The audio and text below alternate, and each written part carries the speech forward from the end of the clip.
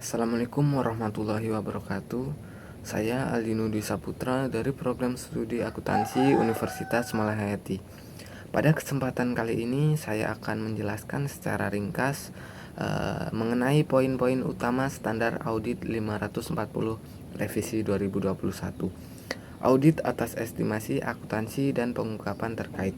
Materi ini sangat penting bagi kita untuk memahami bagaimana auditor menangani ketidakpastian dalam laporan keuangan.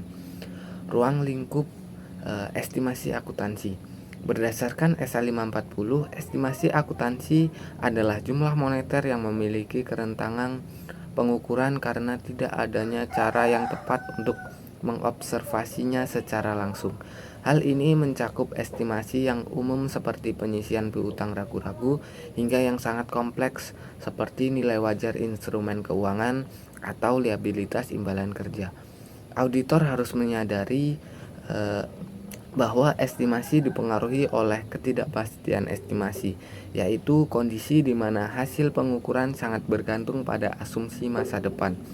Fokus utama standar ini adalah memastikan bahwa estimasi akuntansi, baik yang diakui maupun yang diungkapkan dalam laporan keuangan, telah sesuai dengan kerangka pelaporan keuangan yang berlaku dan bersifat wajar. Penilaian resiko dan faktor resiko inherent. Dalam tahapan perencanaan, auditor wajib melakukan prosedur penilaian resiko inherent yang terdiri dari 3 pilar utama: kompleksitas, subjektivitas, dan ketidakpastian estimasi. Kompleksitas muncul saat manajemen menggunakan model matematika yang rumit atau data yang sulit diperoleh. Subjektivitas terjadi ketika manajemen harus menggunakan pertimbangan pribadi dalam memilih asumsi yang paling tepat.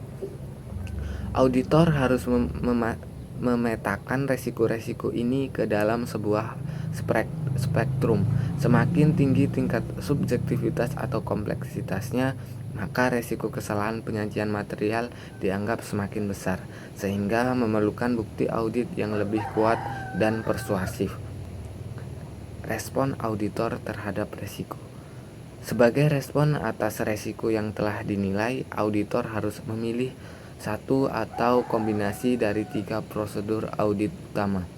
Prosedur pertama adalah memperoleh bukti dari peristiwa yang terjadi setelah tanggal laporan posisi keuangan, namun sebelum tanggal laporan auditor, untuk melihat apakah peristiwa tersebut mengkonfirmasi estimasi manajemen.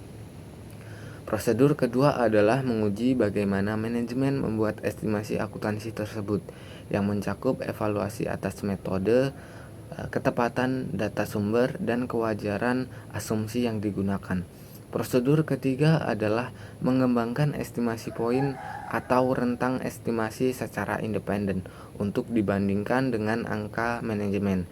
Auditor juga harus memberikan perhatian khusus pada penggunaan pakar, baik pakar manajemen maupun pakar auditor, jika estimasi tersebut melibatkan bidang di luar akuntansi. Evaluasi bias manajemen dan pengungkapannya. Aspek kritis lainnya adalah deteksi terhadap bias manajemen. Auditor tidak hanya mencari kesalahan teknis, tetapi juga harus mengevaluasi apakah pertimbangan manajemen dalam memilih asumsi menunjukkan kurangnya netralitas yang sengaja dilakukan untuk mencapai hasil tertentu. Selain itu, SA 540 menuntut auditor untuk melakukan evaluasi menyeluruh terhadap pengungkapan dalam laporan keuangan.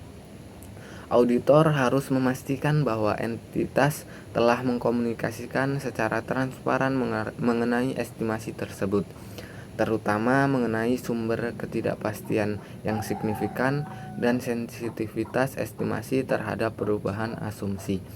Pengungkapan yang memadai sangat krusial agar pengguna laporan keuangan dapat memahami tingkat risiko dan ketidakpastian yang melekat pada angka-angka tersebut. Sebagai penutup, pemahaman mendalam terhadap standar audit 540 revisi 2021 akan membantu kita menjaga integritas laporan keuangan di tengah ketidakpastian ekonomi. Saya Aldino Dwi Saputra mengucapkan terima kasih banyak atas perhatian Anda. Semoga pemaparan ini bermanfaat bagi kita semua. Wassalamualaikum warahmatullahi wabarakatuh.